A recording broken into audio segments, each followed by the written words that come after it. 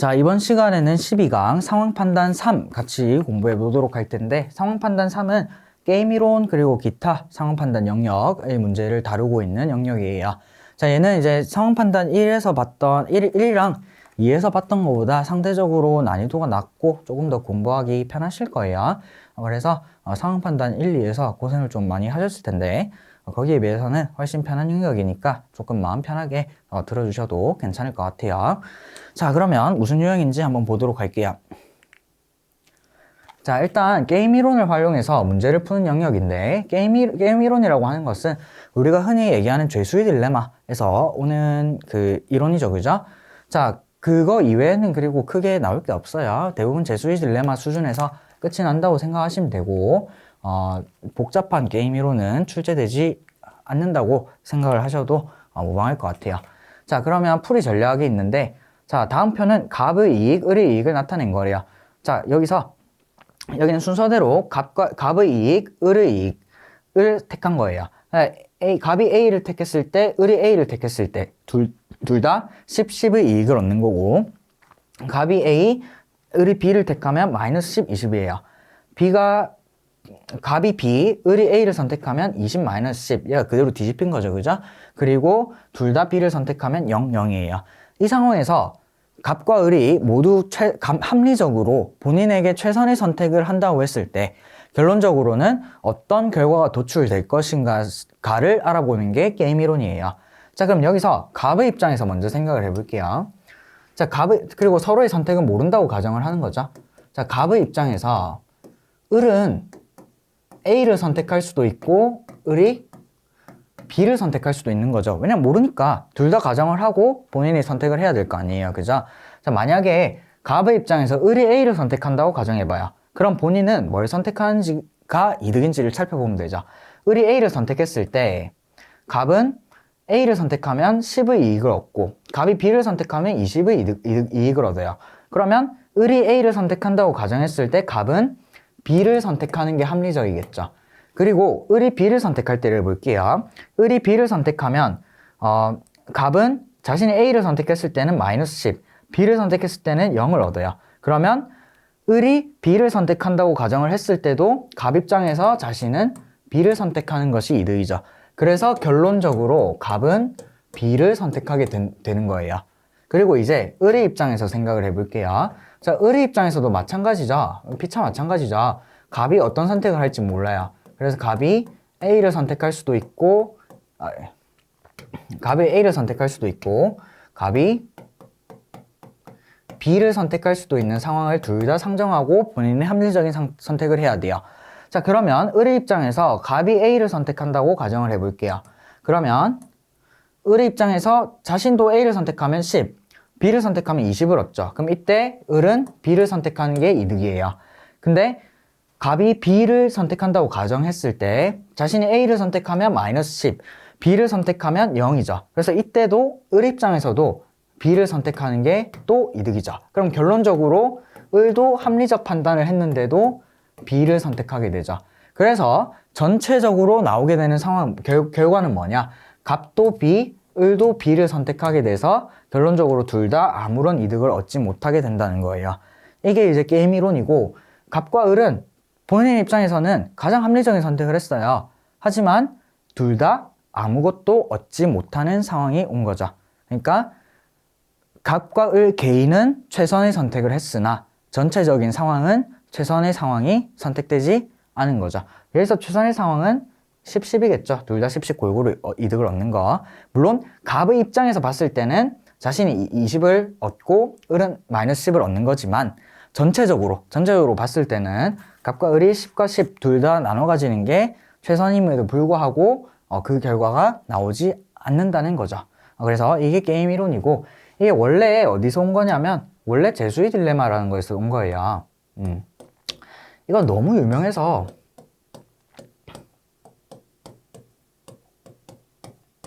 많은 분들이 여기에 대해서 이미 알고 계시겠지만 그래도 한번 설명을 하고 넘어가도록 할게요. 혹시 이게 뭔지 안다? 나 이제 이거 완전히 알아서 들을 필요 없다 하시면 바로 문제 푸는 부분으로 넘어가셔도 될 것 같아요. 어쨌든 재수의 딜레마 간단하게 보면, 자, A랑 B가 공범이에요. 공범이고 잡혔어요. 잡혀가지고 이제 수사를 받고 있는데 이미 증거가 확보되어 있어서 A랑 B 둘 다 묵비권을 행사하더라도 A와 B 둘 다를 처벌을 할 수 있는 상황이에요. 다만 자백을 하면 자백을 해서 수사에 협조를 한 점을 감안해서 형을 감해 주는데, 근데 그걸 어떻게 감해 주느냐? 자, A가 묵비권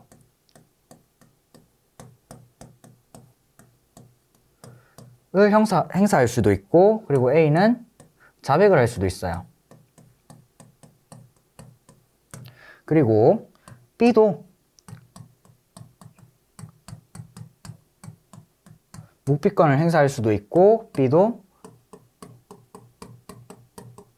자백을 할 수도 있어요. 그리고 이 각각의 상황에서 A와 B가 받는 형량은,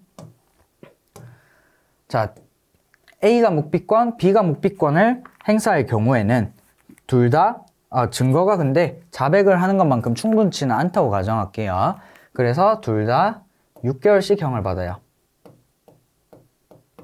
증거가 불충분한 상황에서 A와 B 자백을 통해서 확실하게 얻으려고 하는 상황이라고 가정을 할게요. 그래서 둘 다 묵비권을 행사하면 증거가 조금 부족해서 둘 다 6개월형을 똑같이 받아요.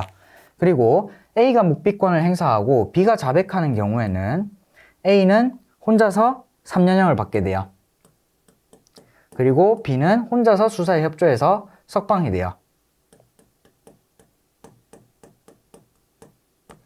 그리고 마찬가지로 A가 자백하고 B가 묵비권을 행사한 경우에는 A는 수사에 협조를 해줬기 때문에 석방이 되고, 그리고 B는 혼자서 3년형을 받아요.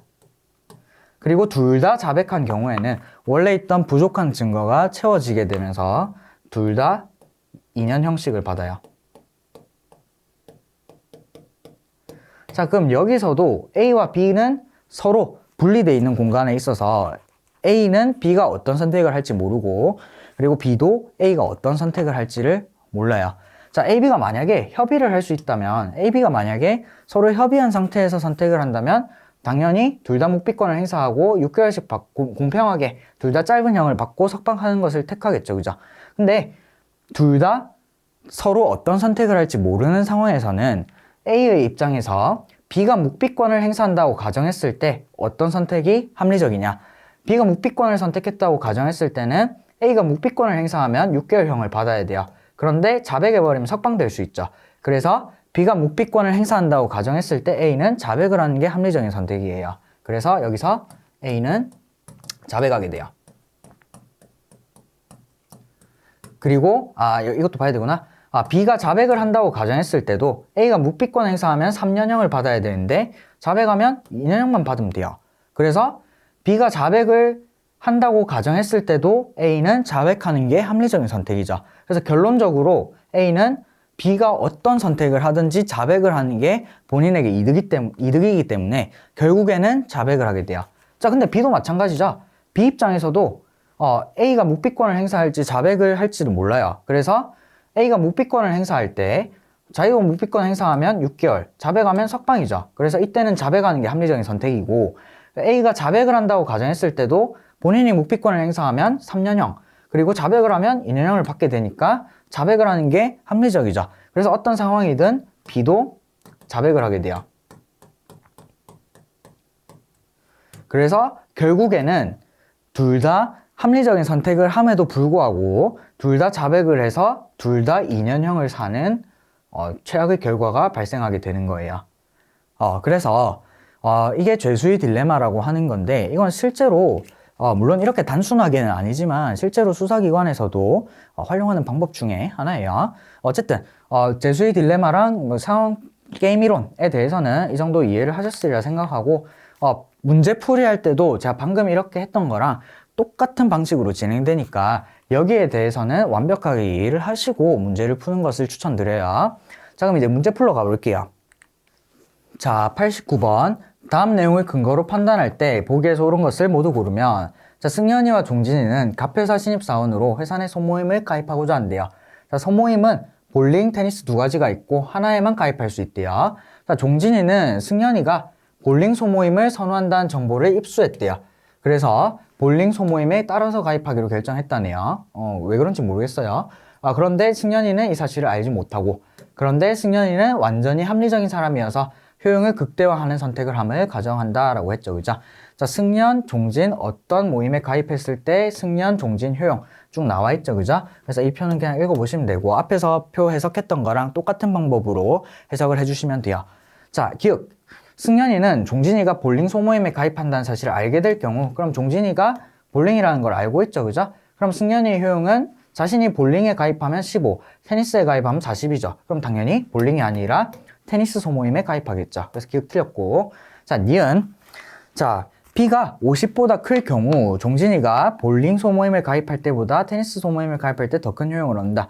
자, B가 50보다 크다 그랬는데 이렇게 50보다 크다, 뭐보다 작다 이럴 때는 그냥 큰 숫자 아무거나 대입해서 푸시면 더 보기에는 편하고 그리고 선지 판단하는데 아무 문제가 없어요. 그냥 55 이런 식으로 잡으시면 돼요. 자, 그러면 종진이는 어떻게 효용을 얻을 것인가? 종진이 입장에서 승연이가 볼링 소모임을 가입했을 때 자신은 테니스 소모임에 가입하면 20, 볼링에 가입하면 40이죠. 그래서 종진이 입장에서 승연이가 볼링에 가입했다고 가정했을 때는 볼링을 선택해야 돼요. 자, 그러면 승연이가 테니스 소모임에 가입했다고 가정했을 때 종진이는 어떤 선택을 하느냐? 승연이가 테니스에 가입했다고 생각했을 때 종진이의 효용은 테니스에 가입하면 50, 볼링에 가입하면 55예요. 그러면 이때도 볼링에 가입하는 게 합리적이죠. 그래서 B가 50보다 큰 경우에는 종진이는 무조건 볼링에 가입하게 돼요. 그래서 반대로 됐죠. 종진이는 테니스 소모임을 가입할 때보다 볼링 소모임을 가입할 때 더 큰 효용을 얻게 되겠죠. 그래서 니은도 틀렸어요. 자, 디귿. A가 10보다 작은 경우래요. 자, 그럼 이거 지우고 이제 A에 10보다 작은 숫자 아무거나 대입을 할게요. 자, A가 10보다 작은 숫자 A 5 대입합시다. 자, A가 10보다 작은 경우 승연이는 테니스 소모임에 가입한다. 자, 승연이 입장에서 종진이가 볼링에 가입했다고 가정해 봅시다. 그러면 자신이 얻는 효용은 15, 40이니까 이때는 테니스를 선택하겠죠. 그리고 승연이 입장에서 종진이가 테니스에 가입했다고 가정해 볼게요. 그러면 승연이 입장에서 얻는 효용은 볼링에 가입했을 때 5, 테니스에 가입했을 때 10이죠. 그래서 두 가지 경우 모두 승연이는 테니스에 가입하는 게 합리적이겠죠. 그래서 디귿은 맞는 선지예요. 그 다음 리을. A가 30이고 B가 11대래요. 이것도 지우고 숫자 대입해서 가볼게요. 자, A가 10이고 B가 31대. B가 31대. 반대구나. A가 30, B가 10이죠.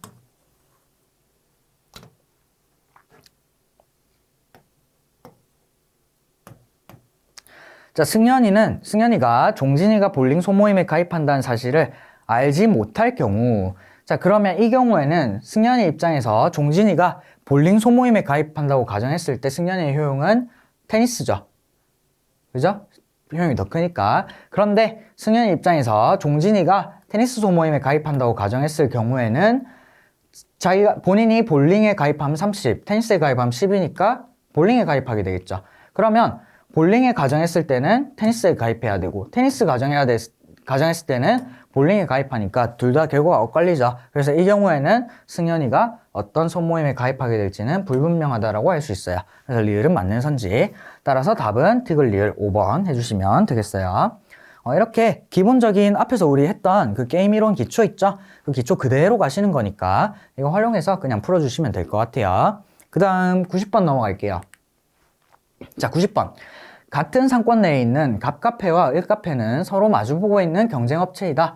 자, 두 카페는 1+1 이벤트 실시 여부를 고려 중이래요. 자, 하나가 이벤트를 실시하면 다른 카페도 영향을 받는데 갈등 관계에 있어서 협상할 생각이 없대요. 다음 설명 중 옳지 않은 것은, 자, 둘 다 실시하는 경우에는 둘 다 마이너스 30%씩 손해를 봐요.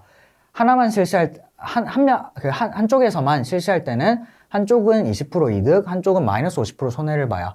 둘 다 아무것도 안 하면 그대로겠죠, 당연히.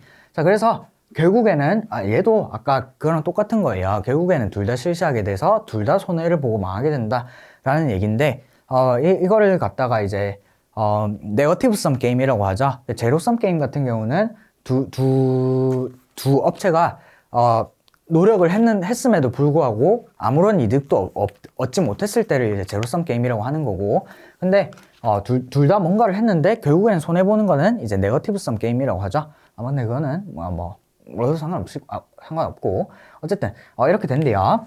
자, 1번 을카페가 이벤트를 실시하는 것이 확실하다면, 그럼 을카페 미실시죠. 확실하다면 각 카페는 당연히 실시해야죠. 실시하면 20% 이득이고 미실시하면 0%인데, 그래서 실시해야 돼요. 1번 맞고.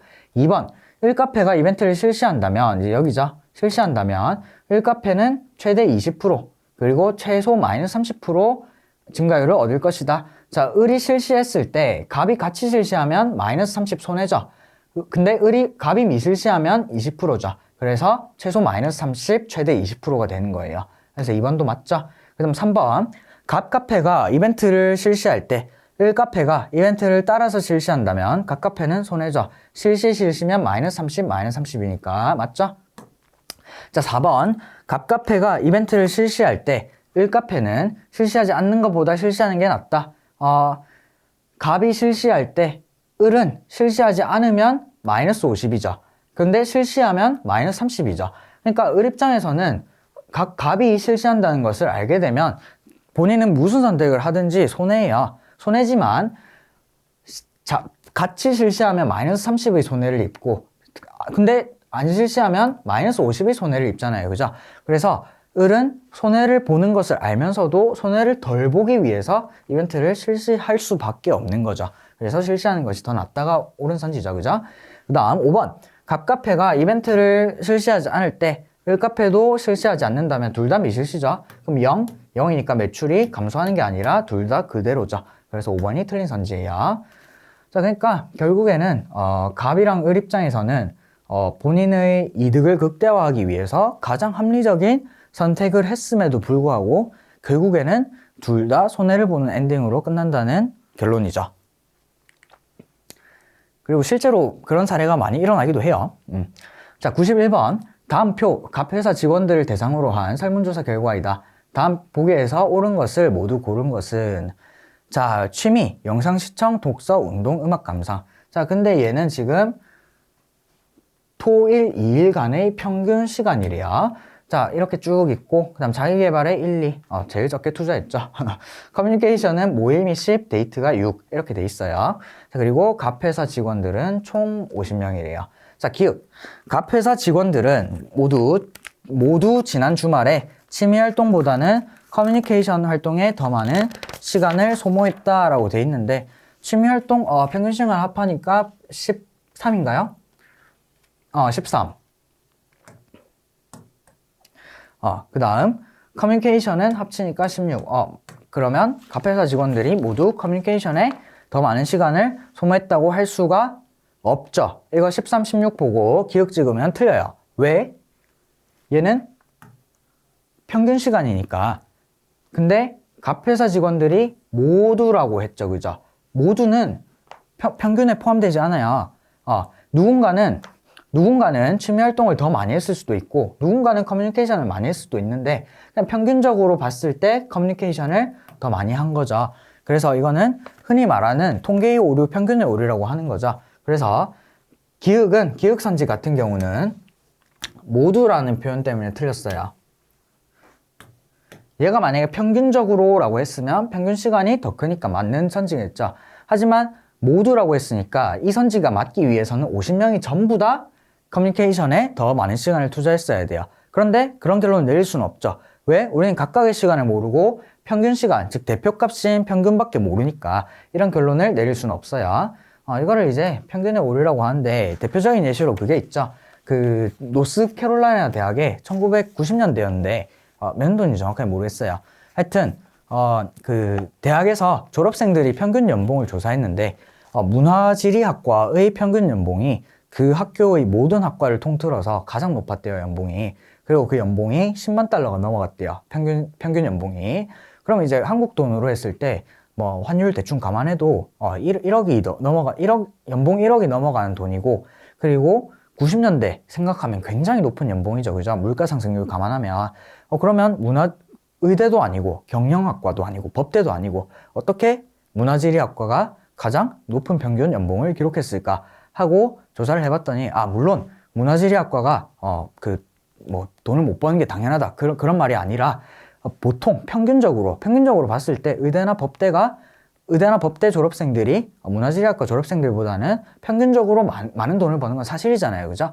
그래서 어떻게 이런 결과가 발생했을까를 봤더니 졸업생 중에 마이클 조던이 있었어요. 그래서 마이클 조던이 이제 NBA에 가면서 이제 천문학적인 연봉을 받게 된 거죠. 그래서 결론적으로 졸업생들 평균 연봉이 전부 다 올라가서 10만 달러 이상의 평균 연봉을 기록하게 된 거예요.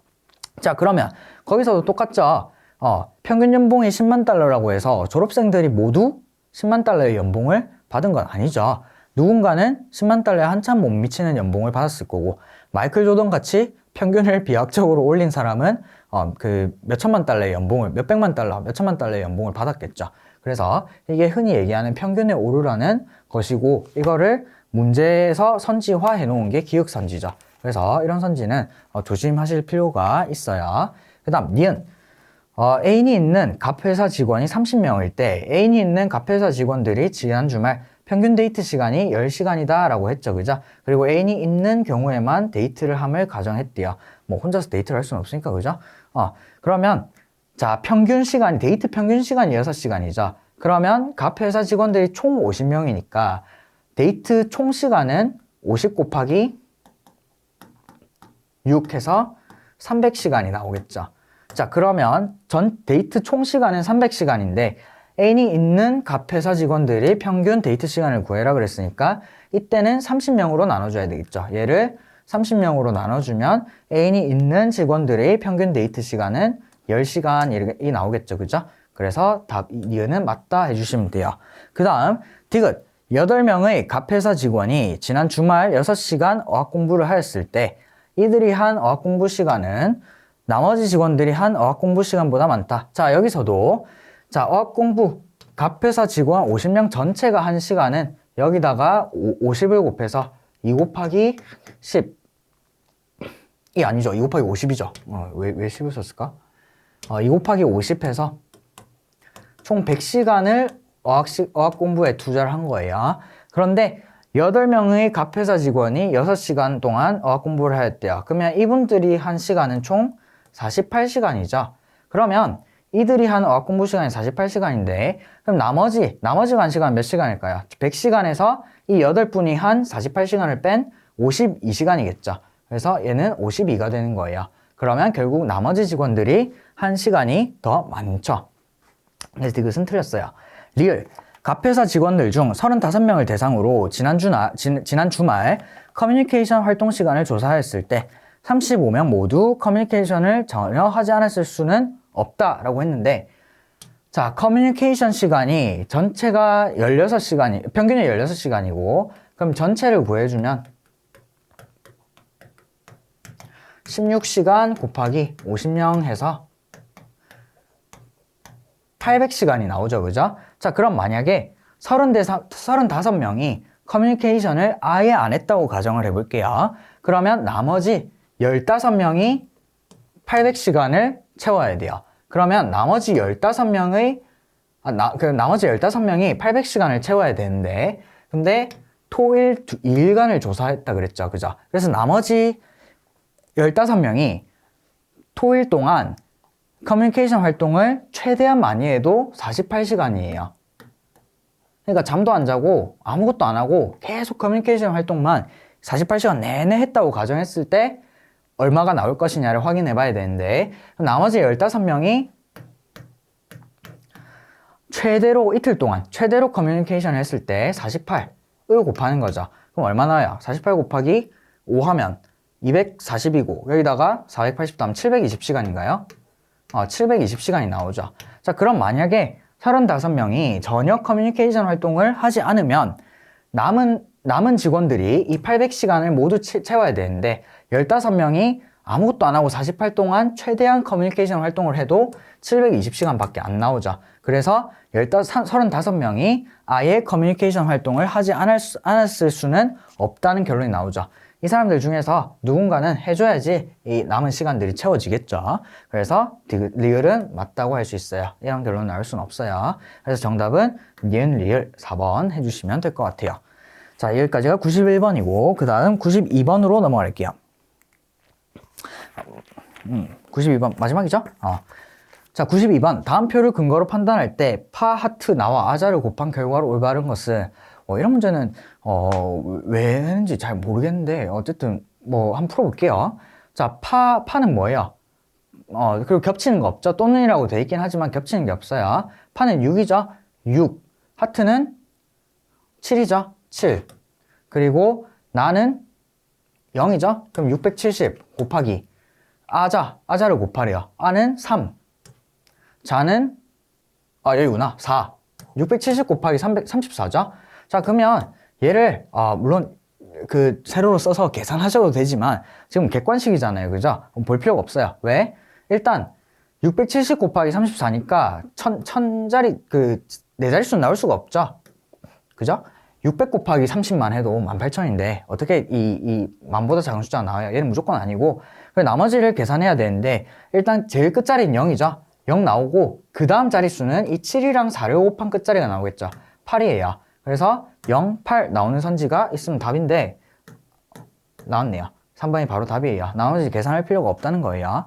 그러니까 어차피 이 계산할 때 67 곱하기 34를 해서 그 뒤에 0만 하나 더 붙이면 되는 건데 67 곱하기 34 하면 끝자리가 8이 나오죠. 그죠? 그러니까 끝자리 8이 나오는 게 2, 7, 8 여기서 8밖에 없죠. 그죠? 물론 다른 선지에 8이 하나 더 있었다면 한 번 더 계산하시면 돼요. 근데 뭐 이거는 굳이 계산할 필요도 없는 문제였다. 아무튼 이렇게 끝이 났고 92번이 마지막인가요? 마지막이네요. 그래서 이렇게 상황 판단 영역이 전부 다 마무리가 됐어요. 그리고 다음 시간은 이제 13강 일정 조율을 볼 건데 일정 조율은 상황 판단 영역의 마지막이죠.